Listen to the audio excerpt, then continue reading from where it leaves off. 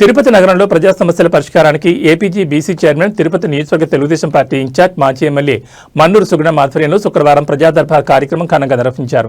సుగుణమ్మ నివాసంలో జరిగిన ఈ కార్యక్రమానికి నగరం నుంచి వివిధ ప్రాంతాల నుంచి ప్రజలు భారీగా తరలివచ్చి తమ సమస్యలను అర్జీల రూపంలో సమర్పించారు. ప్రజల అర్జీలను శ్రద్ధగా విన్న సుగుణమ్మ సంబంధిత శాఖలతో మాట్లాడి తక్షణ చర్యలు చేపట్టేలా చూస్తామని భరోసా ఇచ్చారు.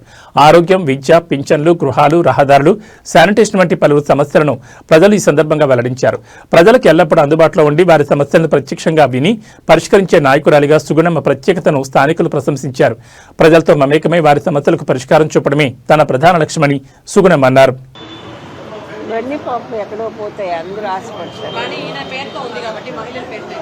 ఫస్ట్ వచ్చిందంట కదా,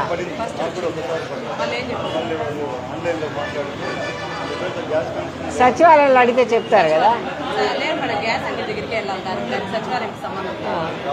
ఏఎస్ఓకి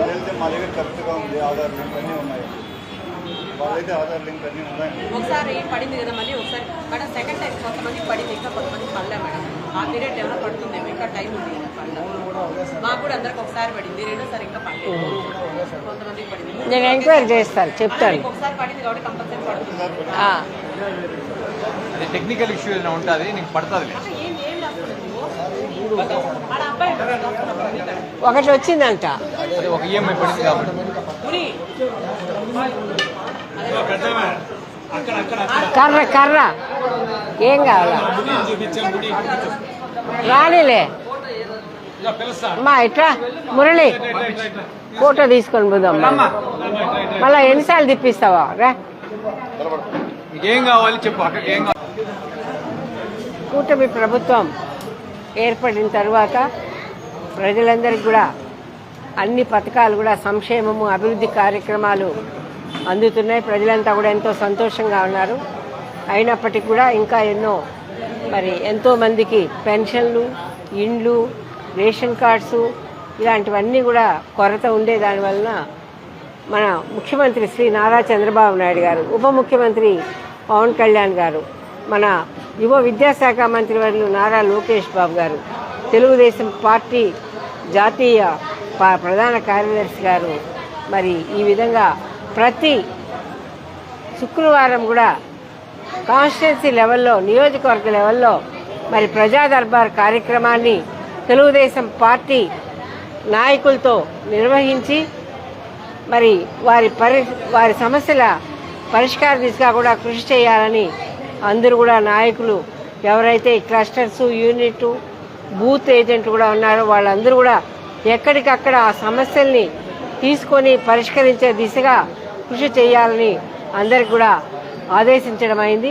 ఆయన వారి యొక్క ఆదేశానుసారము ఈరోజు తిరుపతి నగరంలో 28వ తారీఖున ఈ తిరుపతి నగరంలో మరి 4వ ప్రజా దర్బార్ నిర్వహిస్తున్నాము.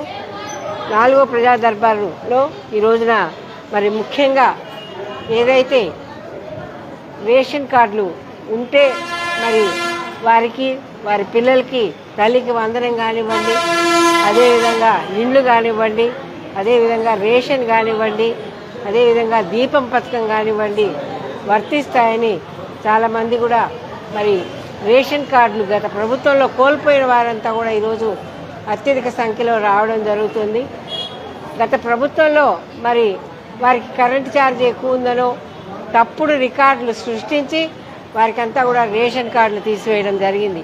వాటన్నిటిని కూడా పరిశీలన చేసి తప్పకుండా ఎవరైతే అర్హులు ఉంటారో వాళ్ళందరికీ కూడా కొత్త రేషన్ కార్డులు, సొంత జాగా ఉన్న వాళ్ళకి 2.5 లక్షల రూపాయలు సబ్సిడీ ఇవ్వడం జరుగుతుంది. అదేవిధంగా జాగా కూడా లేని వారికి కూడా 2.5 లక్షల సబ్సిడీ ఇచ్చి 2 సెంట్ల భూమి ఇచ్చి కూడా వారికి ఇల్లు కట్టించివ్వడం జరుగుతుందని తెలియజేయడం అయింది. అదే కాకుండా ఈ రోజున పెన్షన్లు దాదాపు గత ప్రభుత్వంలో చాలామందికి కూడా వికలాంగులకి, అదేవిధంగా వితంతువులకి, అదేవిధంగా వయోవృద్ధులకి అంతా కూడా అనవసరంగా మరి వారి రేషన్ కార్డులో తొలగించి వారికి పెన్షన్కు అనర్హత వేటు వేయడం జరిగింది. వారందరూ కూడా ఈరోజు వస్తున్నారు. వారందరికీ కూడా తగువైన రీతిలో వారికి అర్హత కల్పించి పెన్షన్లు కూడా ఇప్పించే దిశగా ఈ కూటమి ప్రభుత్వం ప్రయత్నం చేస్తోంది. కాబట్టి ప్రతి ఒక్కరు కూడా ఈ సదుపాయాలన్నీ కూడా ఉపయోగించుకొని మరి అందరూ కూడా ఎవరైతే పెన్షన్లు, ఇండ్లు, రేషన్ కార్డ్స్, గ్యాస్ సబ్సిడీ, తల్లికి వందనం అన్నీ కూడా పొందే విధంగా ఈ ప్రజా దర్బార్ ద్వారా వారి సమస్యలను పరిష్కరిస్తుంది. ధన్యవాదాలు.